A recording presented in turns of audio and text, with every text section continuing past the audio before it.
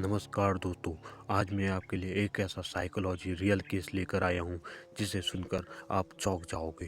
सोचो अगर एक दिन तुम उठो और पूरे यकीन के साथ कहो मैं जिंदा नहीं हूँ, और ये बात तुम मजाक में नहीं बल्कि सीरियसली बोलो।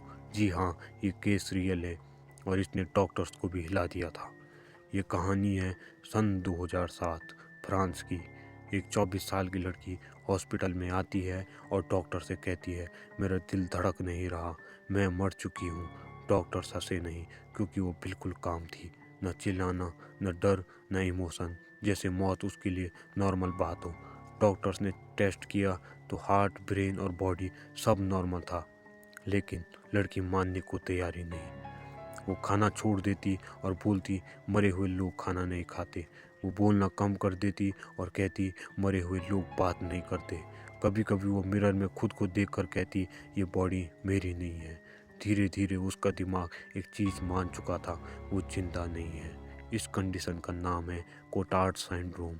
इसमें इंसान को लगता है वो मर चुका है, उसका दिमाग या बॉडी एग्जिस्ट नहीं करती और दुनिया फेक है। ये तीन चीज़ें उन्हें लगने लगता है।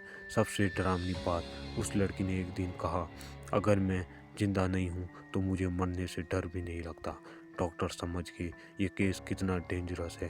साइकोलॉजिस्ट ने देखा उसका ब्रेन के कुछ पार्ट्स इमोशन और रियलिटी से डिस्कनेक्ट हो चुके थे।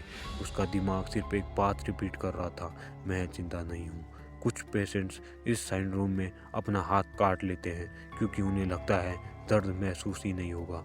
कुछ लोग स्लोली खुद को भूखा मार देते हैं क्योंकि मरे हुए लोग जीने की ज़रूरत नहीं समझते। इसी लड़की का ट्रीटमेंट सालों चला, मेडिसन, थेरेपी, इलेक्ट्रिक स्टिमुलेशन, और धीरे धीरे उसके दिमाग को रियल और अनरियल का फ़र्क फिर से याद दिलाया गया। डॉक्टर्स ने बाद में कहा ये केस इसलिए डरावना था क्योंकि बॉडी जिंदा थी लेकिन दिमाग मौत मान चुका था।